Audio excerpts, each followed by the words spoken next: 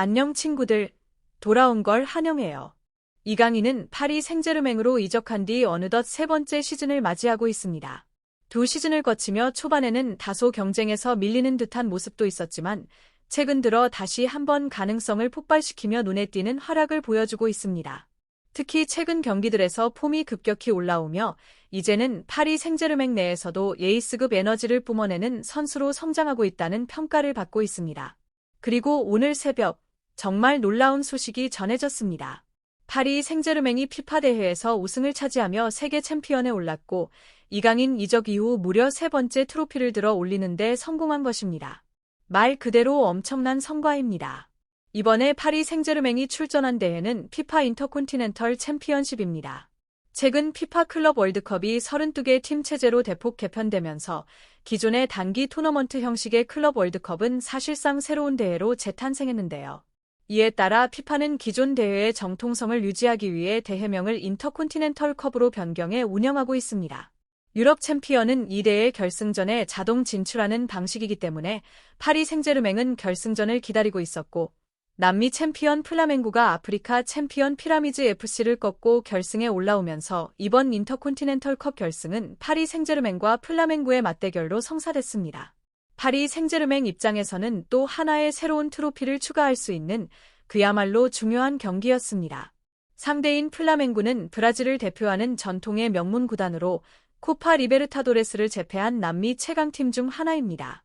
현재 브라질 세리에 A에서도 선두를 달릴 만큼 압도적인 전력을 자랑하고 있으며 과거 클럽 월드컵에서 첼시를 꺾는 등 유럽 강호들을 상대로도 위협적인 모습을 보여준 바 있습니다. 그렇기 때문에 이번 경기는 결코 쉬운 승부가 아니었습니다.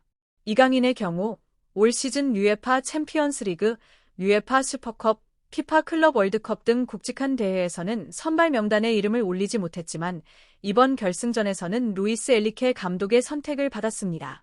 파리 생제르맹은 사포노프 골키퍼를 비롯해 마르키뉴스, 파초, 누누 멘데스, 비티냐, 파비안 루이스, 주앙 네베스, 이강인, 데지레 두에, 흐비차 크바라첼리아까지 최정예 라인업을 가동했습니다. 꾸준히 좋은 모습을 보여주던 이강인은 마침내 중요한 결승전 선발 기회를 잡으며 자신의 가치를 증명할 무대에 섰습니다. 플라멩구 역시 조르지뉴, 알렉스 산드로 등 유럽 무대에서도 익숙한 선수들이 포함된 강력한 선발 라인업으로 맞섰습니다. 하지만 객관적인 전력에서 앞선 파리 생제르맹은 경기 초반부터 주도권을 확실히 잡았습니다. 전반전 기준으로 파리 생제르맹은 슈팅 수 7대4, 유효 슈팅 3대1, 점유율 60% 이상을 기록하며 경기를 지배했습니다. 특유의 빌드업 축구를 바탕으로 상대 진영에서 볼을 소유하며 남미 챔피언 플라멩구를 몰아붙였고 이 과정에서 페널티 박스 근처까지 쉽게 진입하며 수차례 위협적인 장면을 만들어냈습니다. 경기 시작 3분 만에 세트피스 상황에서 네베스가 거의 완벽한 기회를 잡으며 분위기를 끌어올렸고 이어 전반구 분에는 파비안 루이스가 골키퍼의 위치를 정확히 파악한 환상적인 로빙슛으로 선제골을 터뜨리며 파리 생제르맹이 기선 제압에 성공했습니다. 하지만 경기 전반에서 파리 생제르맹은 플라멩구를 상대로 확실한 우위를 점했습니다. 제로톱 역할로 나선 이강인은 전방에서 볼을 지켜내고 템포를 조율하며 경기 운영 능력을 유감없이 보여줬습니다. 특히 두 차례의 볼 경합에서 모두 성공하며 플라멩구의 거센 압박에도 흔들리지 않는 안정적인 볼 컨트롤을 선보였습니다. 플라멩구 역시 개인 기량과 조직력을 바탕으로 저력을 보여줬지만 경기의 주도권을 계속 파리 생제르맹에 내주며 끌려가자 점차 남미 특유의 거친 플레이로 흐름을 바꾸려 했습니다. 전반 20분에는 조르지뉴가, 이어 23분에는 알렉스 산드루가 연달아 옐로카드를 받으며 거친 몸싸움이 본격화됐습니다. 결국 이 과정에서 이강인이 부상을 당하고 맙니다. 전반 31분 플라멩구의 강한 압박과 거친 수비 과정에서 이강인이 쓰러졌고 끝내 루이스 엘리케 감독은 그를 빼고 세니 마율루를 투입할 수밖에 없었습니다. 아쉬운 장면이었지만 플라멩구의 거센 공세에도 파리 생제르맹의 공격 완성도는 쉽게 무너지지 않았습니다. 전반 37분 두에가 시도한 낮은 크로스를 크바라첼리아가 깔끔하게 마무리하며 파리 생제르맹은 1대0으로 앞선 채 전반을 마무리했습니다. 경기 내용만 놓고 보면 매우 안정적인 흐름이었습니다. 하지만 후반전은 전혀 다른 양상으로 흘러갔습니다. 플라멩구가 강력한 공격을 몰아치며 파리 생제르맹은 여러 차례 위기를 맞았고 결국 페널티킥을 허용하며 조르지뉴에게 동점골을 내주고 말았습니다. 경기는 1대1로 연장전까지 이어졌지만 끝내 승부를 가리지 못하고 승부차기로 돌입했습니다. 승부차기에서는 골키퍼 사포노프의 눈부신 선방이 빛났습니다. 상대의 페널티킥을 연이어 막아내며 팀을 위기에서 구해냈고 파리 생제르맹은 극적으로 결승골을 성공시키며 피파 인터콘티넨털 컵 우승을 차지했습니다. 이로써 이강인의 커리어는 다시 한번 놀라운 궤적을 그리게 됩니다.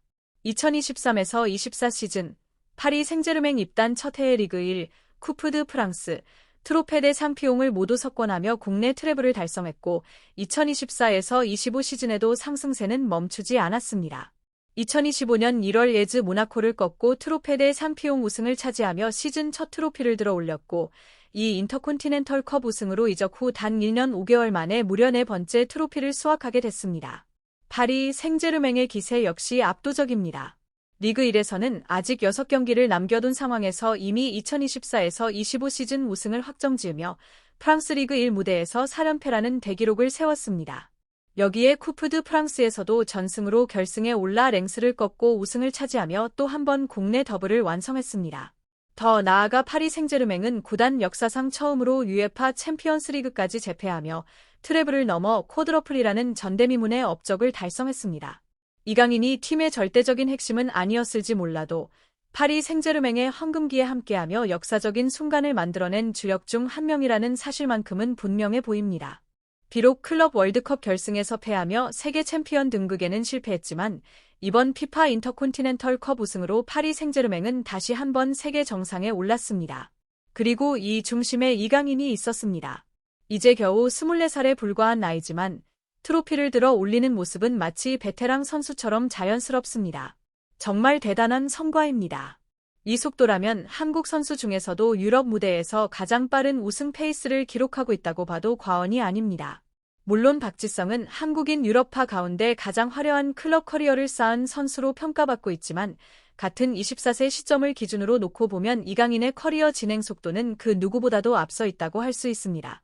아직 선수 생활이 10년 이상은 충분히 남아있는 나이인 만큼 앞으로 얼마나 더 많은 트로피를 들어 올리게 될지 기대하지 않을 수 없습니다.